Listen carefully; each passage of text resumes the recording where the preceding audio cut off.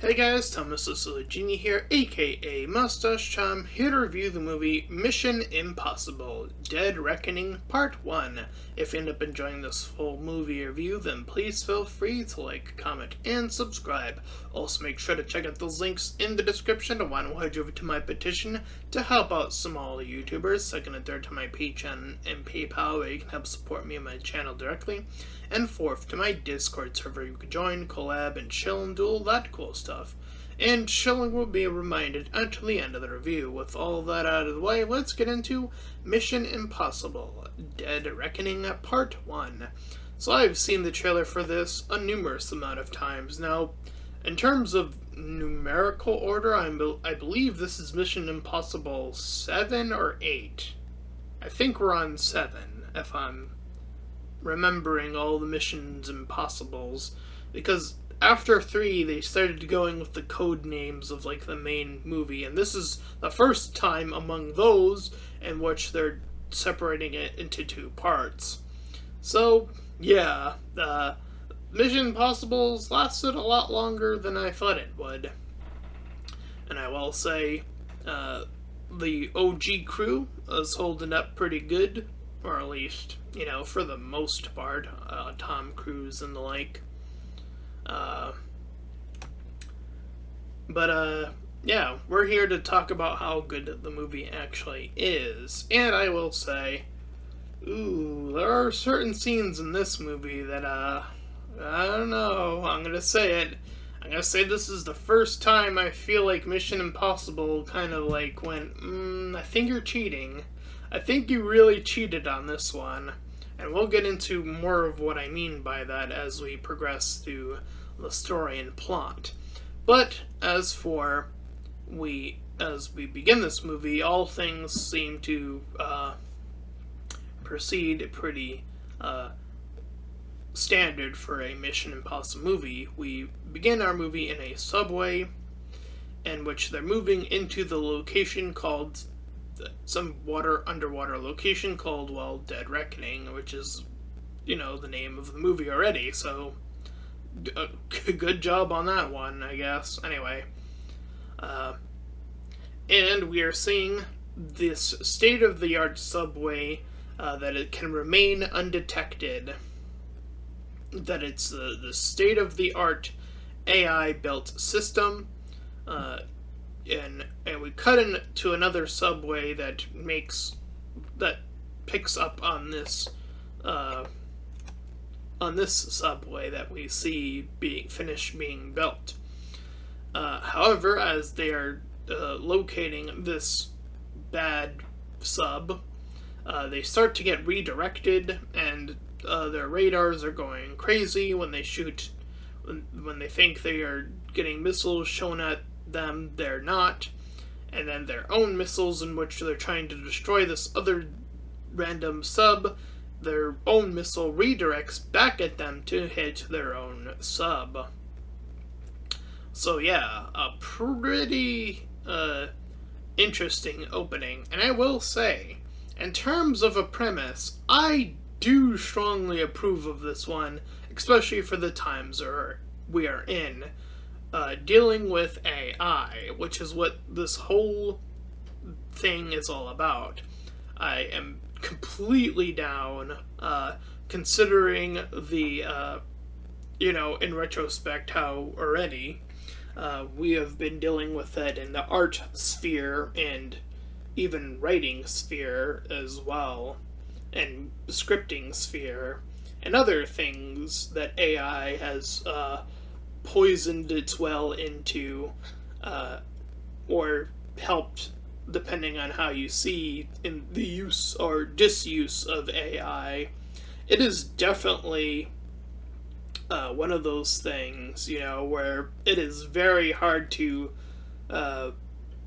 lay a foundation to where you're going to say just outright a thing is either completely bad or completely good.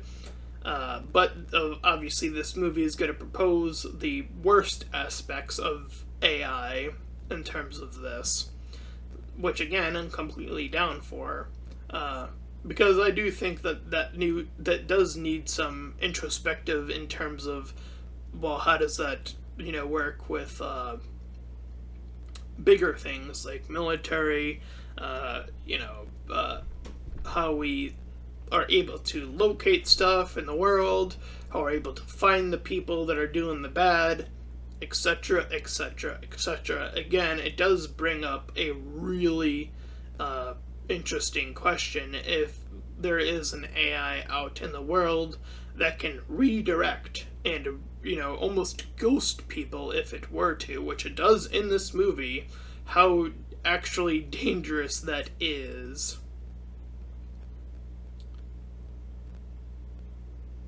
So, our IMF, Impossible Mission Force, we cut to that, and we're cut to a group of people talking about how this has gotten already out of hand. And one of our guys in the boardroom meeting is talking about Ethan in reference to how this whole operation works and how he's like the top guy. However, Ethan makes his way to him instead. We learn through the mission tape that this woman that he knows, Elsa, is wanted for the key, or a part of a key. The two parts of this key, which will serve as our MacGuffin for the entire movie, is what will unlock to the operations of this AI, essentially, and be able to shut it down if they were to get it. But again, that is how we need to get there. We don't have the keys obviously yet, so that is what the movie is working towards in this first half.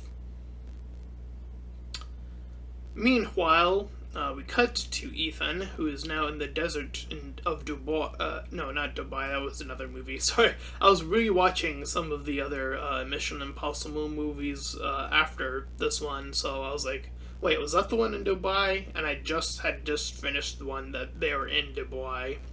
So they're somewhere in the desert, I forget where, but anyway, he's like hiding from some men, and then they scoop around and start to find him, and like Elsa's trying to help him, while also like they're moving in on both of their locations now.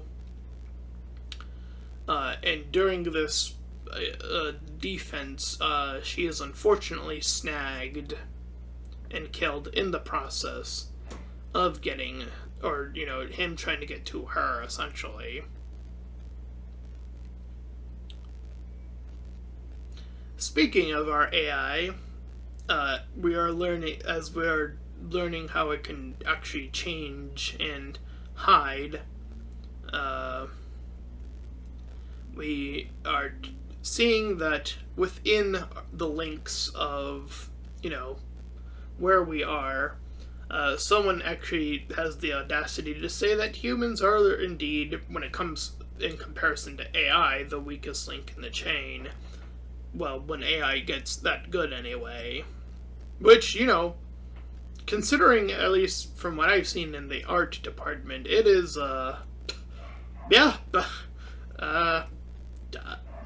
it's gonna start putting people out of jobs, is what I'm gonna leave that at. So, not great. So anyways, we learn also that the Russians also want to take control of the key.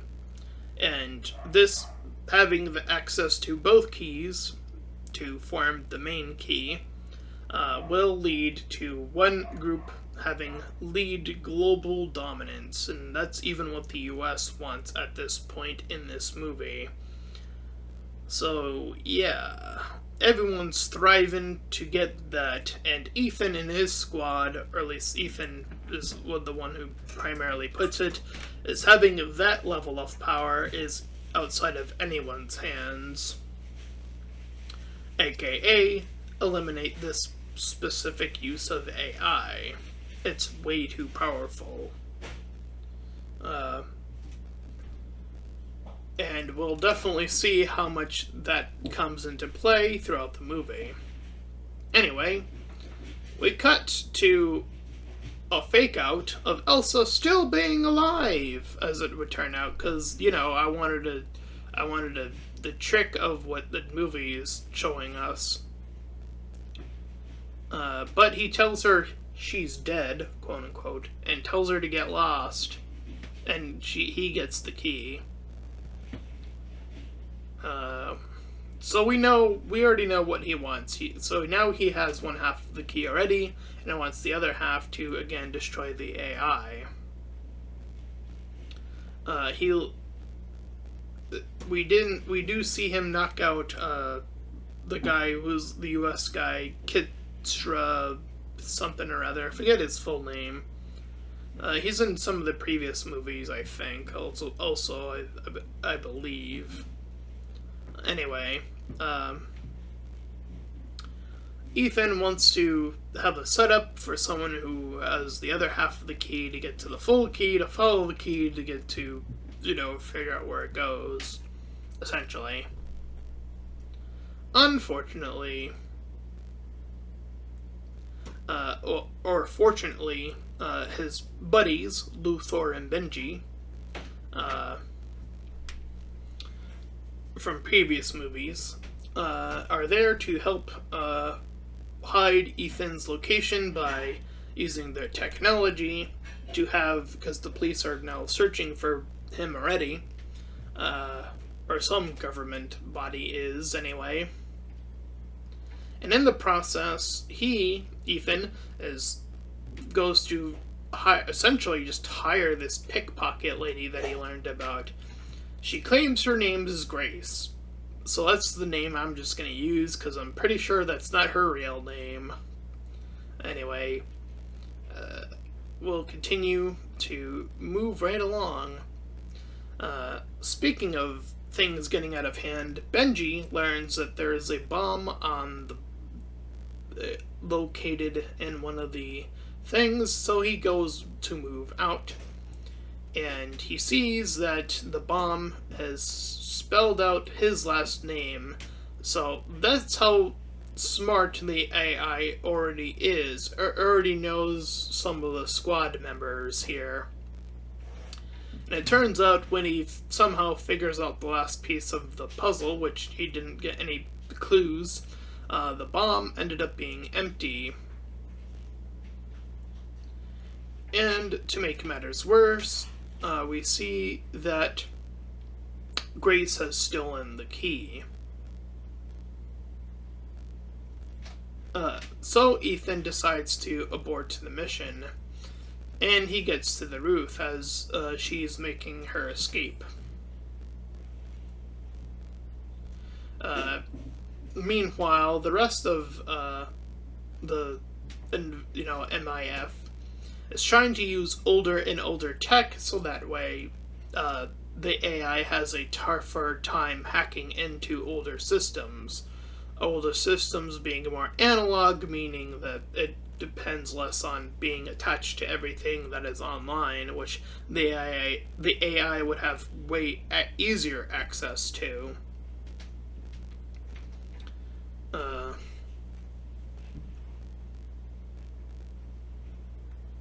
However, as Grace is moved to this, her detail isn't left attended for too long, as Ethan sort of swoops around into a disguise, but it's not too much of a disguise. And indeed, they manage to move together for a little bit more so now. And that doesn't last as she finagles another escape and gets to a motorcycle. However, now this is turning into a car chase because she escaped first and gets to a vehicle. He chases her. Her vehicle gets hit. And they get stopped by two separate force entities that are both after the key or whatever. and we see, I believe her name is like Poison in this movie, the one in the lower left, I mean the lower right upper corner. That's not the highest upper right. The blonde upper right. I believe her name is Poison. Or her code name anyway. Anyway, while they're driving, they're handcuffed together at this point. And she allows Ethan to drive. And unfortunately, they are caught on camera, which with technology and AI, the AI tells everyone else where they are.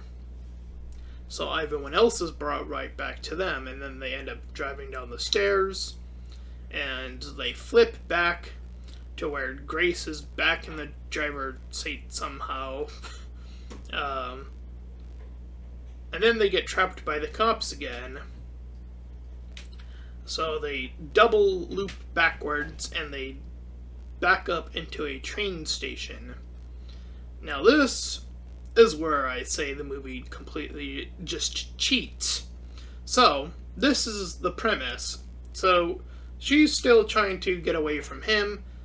With her being a thief, she knows how to uncuff herself as an expert of being a escape artist on top of thief. I'm willing to buy that much, sure. Whatever. However, she locks him to the car, and I mean to like the driver's steering wheel. While she escapes, we see that the train is coming inwards towards him.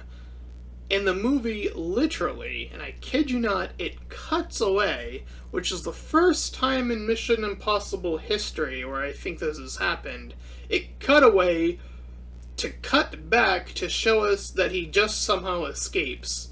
And I'm talking about, like, the train was, like, nearly on him, and when we cut back to him, we see him with the entire wheel and cuff still on hand. So he, like, pulled the wheel out somehow in that time frame. And I'm like, this is actually worse than Indiana Jones and the Dial of Destiny moment where they're in the train sequence. I immediately thought of that, like, how did you do that, but worse? For those of you who don't remember, in Dial of Destiny, old Harrison Ford gets on a horse and goes on the subway and gets really lucky, but it's a continuous shot, and we see that they see the gap, and we see the trains coming in from both sides. He manages to narrowly avoid the train going towards him due to that gap, and then there's the train behind him that's still following him, so he has to, like, leap back again. So that's actually better than this, because this movie just cheats. It cheats. I'm sorry. There's no way around this. Ethan is dead. There's the amount of plot armor that was just unveiled. This is, again, never happened before in any other Mission Impossible to this extent.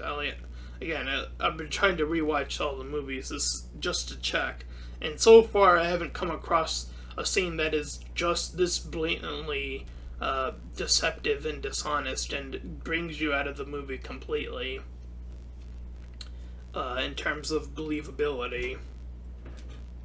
So yeah, pretty bad. I mean, really awful stuff here. Anyway.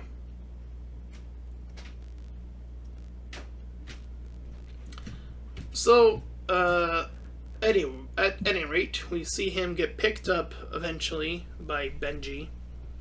And he is told by Benji that he has to think like a computer.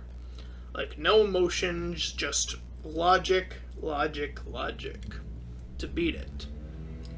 And I will say, I think this level of thinking is actually the most flawed if you really think about it. I mean, if anything, the opposite, I would assume, advice would actually be more prompted to beat technology, is to be more human, to be unpredictable, to do things out of the box. That is, again, because the AI has to now account for things that aren't in the equation, aren't a part of the typical standard solutions that it's algorithmically already starting to piece together.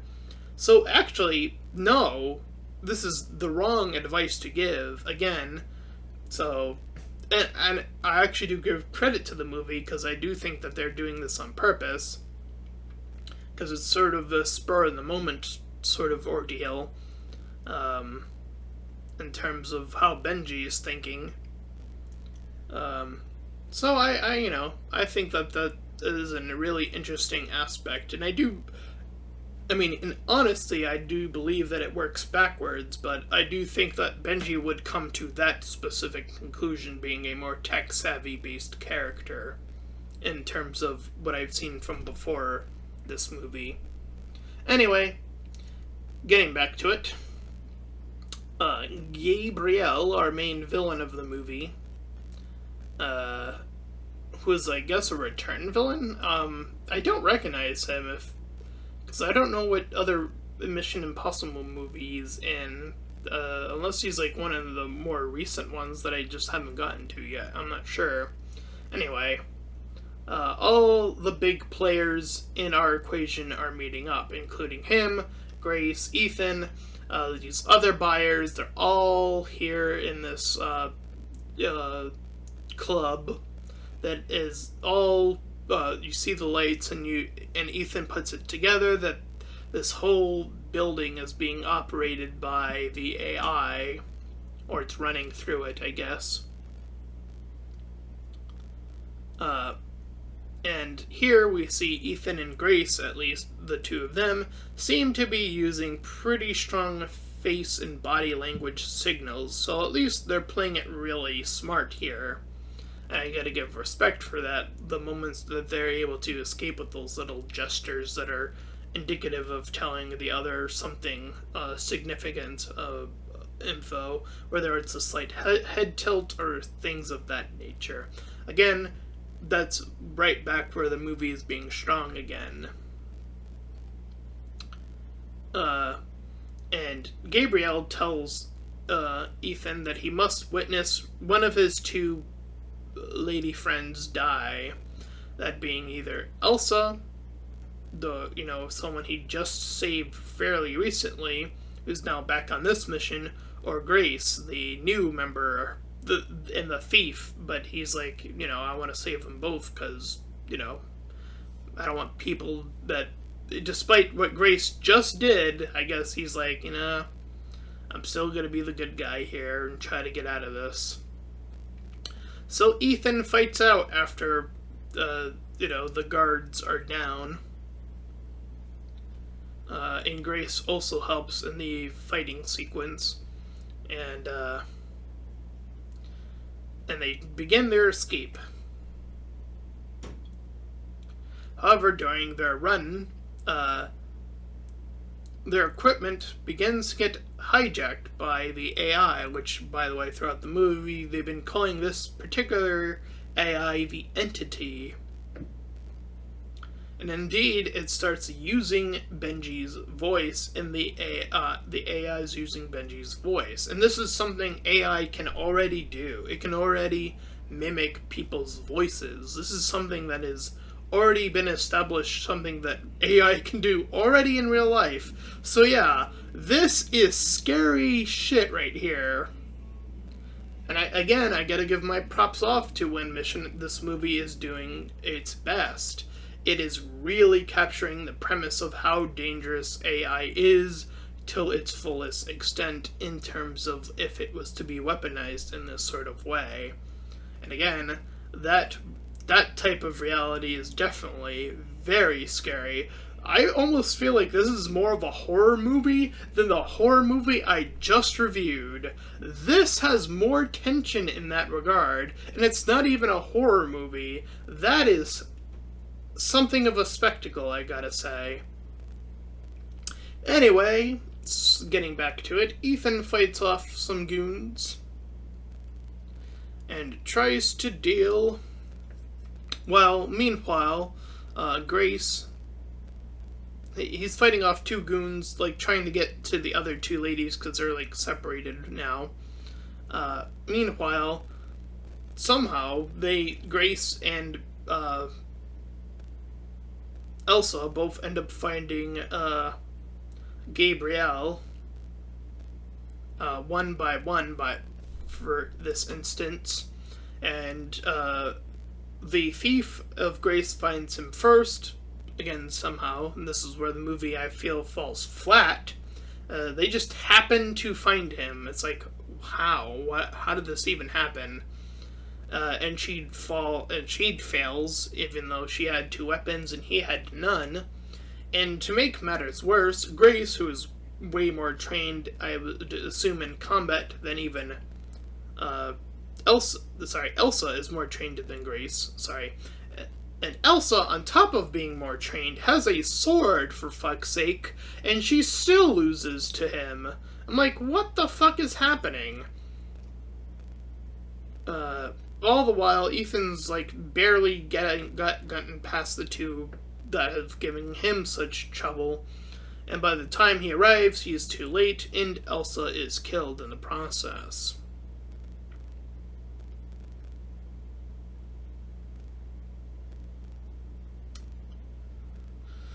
So,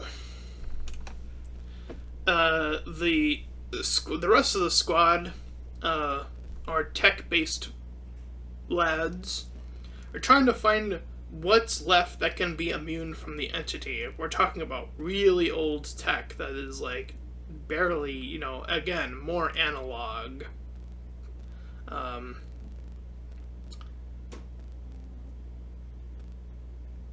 And they are saying to Ethan how this whole ordeal between him and Gabriel, this confrontation, is all a part of the AI's bigger plan too.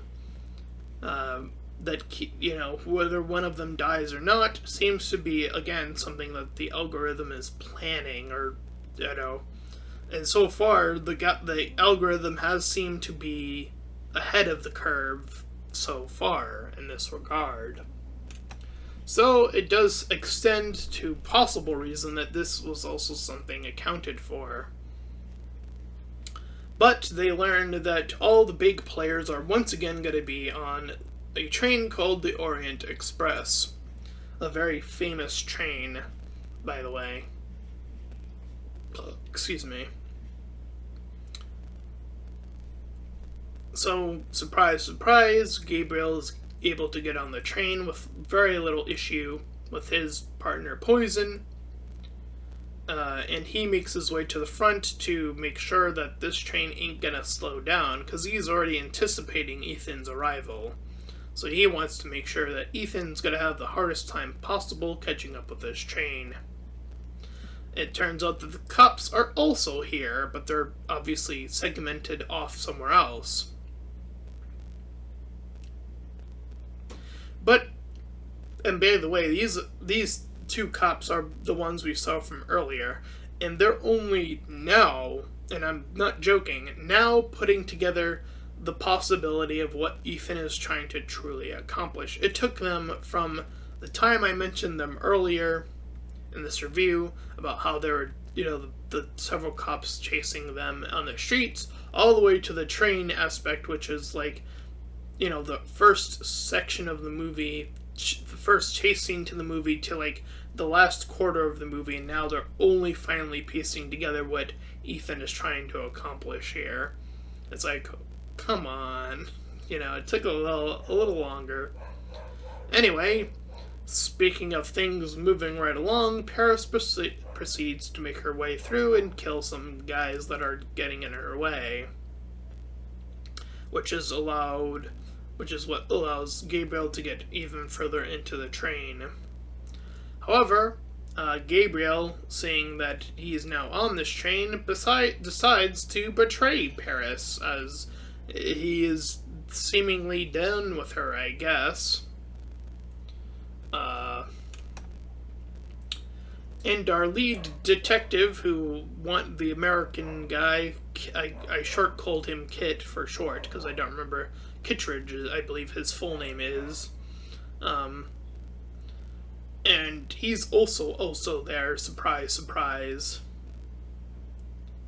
But nonetheless, Grace, who is in the disguise of the dealer in this case, she cuts off the deal as she's like seeing the money being stored in to her like hack system, which I'm surprised that the cop guy didn't even notice it, like the bar moving up, and she's not doing a well enough job like hiding this at a certain points and shots.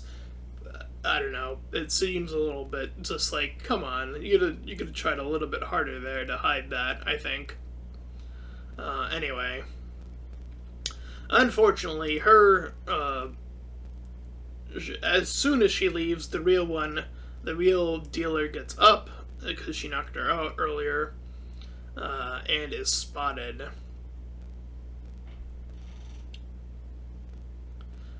So here's another part of the movie that's just, quite frankly, fucked.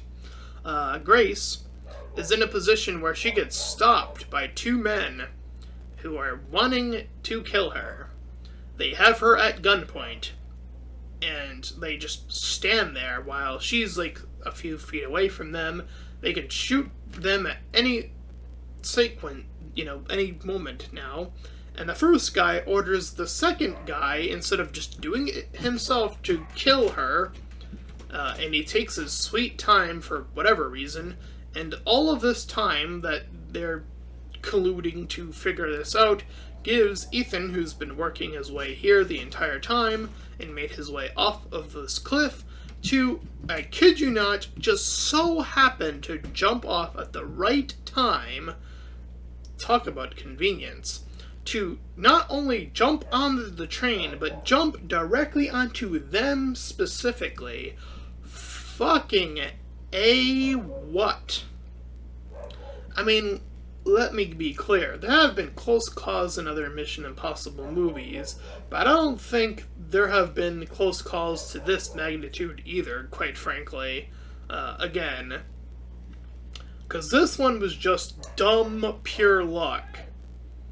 I mean, again, Ethan could have ended up on another part of the train. I mean, I don't think he was going to miss the train. I wouldn't put the movie in that bad faith, but I mean, getting the hit on both of them? Ooh, that just seems like, again... Oh, sorry about that.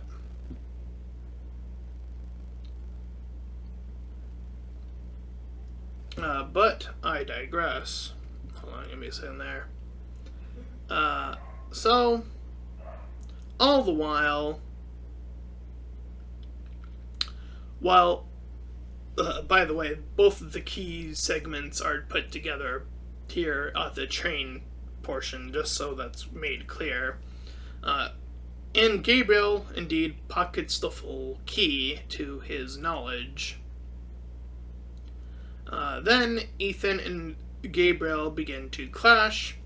And more typical, traditional, almost, bordering on the first movie, they fight on top of the train, in the tunnel, which is, again, a very reminiscent of first Mission Impossible. And the cops eventually get up there, and they're initially trying to stop Ethan from, killing Gabriel. But Ethan, stops,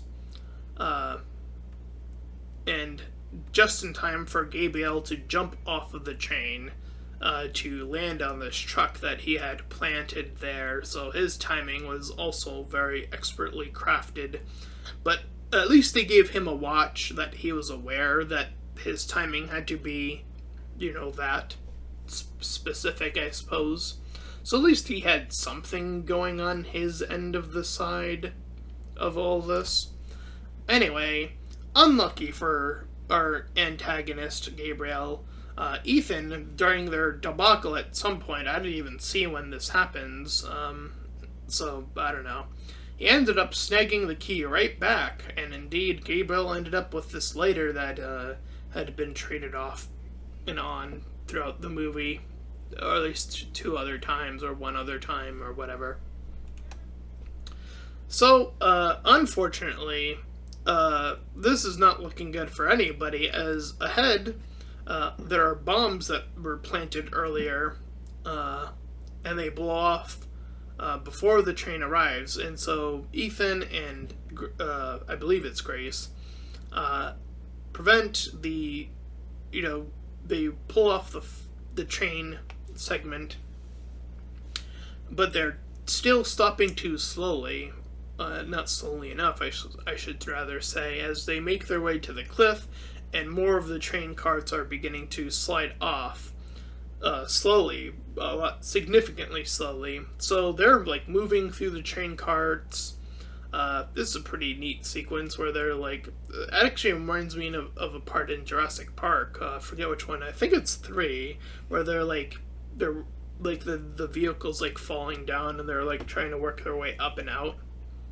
And they almost make like no progress, but they're holding on to just like the rope at the end of that sequence. It's sort of similar to that, but with the train with more, carts allotted to it, and them like running out of space and time, because the train is like sliding, like, and when one cart unhooks, the next one is like beginning to slide a little bit faster. So yeah, they have to make some great deal of time, in which one of those includes getting saved by poison. So yeah, and in the process, that was her final act of, making up for being betrayed. She decides to save Ethan and Grace, to move them to the next cart, and that next cart manages to be the cutoff point in the literal sense of it not falling off.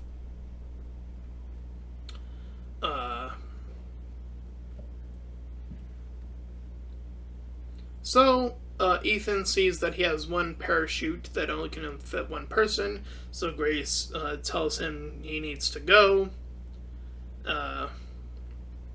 All the while, Grace is told to become a part officially, a more official part of the MIF, through Kit, here at the end of the movie, told to be given a choice, as he begins to narrate, as we see, if you choose to accept the second part of the mission, which is finding out where the key actually ends up going. So now with the access to the key, that's going to lead us into whatever part 2 is going to be. But I will say, in order to get there, did this movie had to cheat just a little bit. I gotta admit, that does throw me off a significantly portioned part of the movie, and boy, did dumb luck play a significant other part of this movie as well. So yeah, there are definitely a lot of sides at play here, so it can definitely feel like it's a little bit harder to keep track of, what forces against who and so forth, with the cops and Mission Impossible being like their squad being a separate squad, and the bad guys squad. So there are like 3 main entities to sort of keep track of at any rate.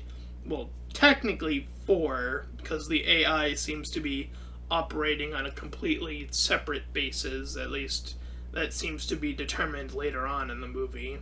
But Gabriel still thinks that the AI is, has his back all this time.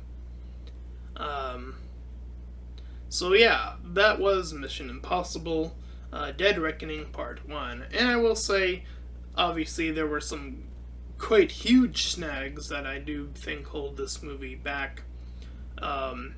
Again, some of the shots, particularly when a character should clearly be dead and they are not. That is something you definitely want to avoid at all conceivable cost. That definitely either needed a reshoot or it needed to be rescripted in a whole nother way, where he's just not cuffed to the car. Like, something to give him enough wiggle room to get out of that sequence, and not have to cheat, essentially, is what I'm getting at here. As well as, man, the level of luck that parachute jump had is just phenomenal. Like, an all record high of just absolute luck there in that sequence, too, when the Grace could have easily been killed and should have been killed as well, on top of him being dead, too, at this point in the movie. There are certain, as I'm catching up to the movies, because I'm on, like, I just finished refinished Ghost Protocol, and in that he still has his wife. And I think, like, in this movie they're saying his wife is officially dead at this point? Question mark. I don't remember.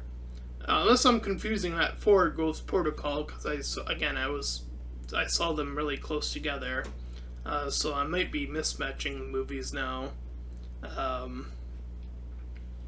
So I don't know what, from following from previous movies, how well this movie holds up, unfortunately. But in terms of what is in this movie independently from the rest, I will say it still, unfortunately, hits some pretty brutal snags that I can't simply ignore to be as objective as possible. And again, I do feel like a movie that is, that has made itself famous for being very action oriented and being like, the stunts are like, actually being performed by Tom Cruise or, crazy stuff like that. I think that it definitely takes away a huge chunk of what the movie's entire appeal, or I should rather say the franchise's entire appeal has been up to this point, which is crazy, crazy stunts that, that we actually get to see and take part in from, beginning to end, and seeing how that fully plays out. I think other movies, if I remember correctly, they do skip around, but we do see how, point A led to that skip of point B, so there's still that continuity that's being carried over. And here, we get a cheat. And I don't believe the cheat. That is just something that is unavoidable. And again, I do think, that particular sequence needed to be either completely reworked or just reshot to have the train further away, or something needed to be done differently about that scene, because that scene does not hold up in any way. That scene's just bad. It is horrible. But outside of those sequences, I will say I do think that the premise is, again, what primarily held my interest in seeing how just brutal the AI could be in, miscommunicating the group in the way that it was able to. Just seeing how strong the AI was at doing that, and ghosting people and miscommunicating and, convincing other people to move in the ways that they were moving. That is definitely all things I do appreciate about the movie, so there are definitely elements that do work about this movie. So I will say, I either want to give this movie a 5 or a 6, because I definitely have to keep into account the cheat and the luck in this one again, and I do think that those two elements are higher than they have ever been, especially the cheat. That is, again, never been done before in any previous Mission Impossible movie to my knowledge. So again, I can't give this movie as much credit as I would like to, but I do still think that overall there does seem to be slightly more positive, which is why I'm leaning a little bit closer to that 6 rather than the 5, but I'm still somewhere in that range in general. And that is my review of Mission Impossible Dead Reckoning Part 1. And if you ended up enjoying this full movie review, then please feel free to like, comment, and subscribe. Also make sure to check out those links in the description. One will head you over to my petition to help out smaller YouTubers. Second and third to my Patreon and PayPal, where you can help support me and my channel. And fourth to my Discord server you could join, collab, and chill. And until next time, everyone, Bye bye.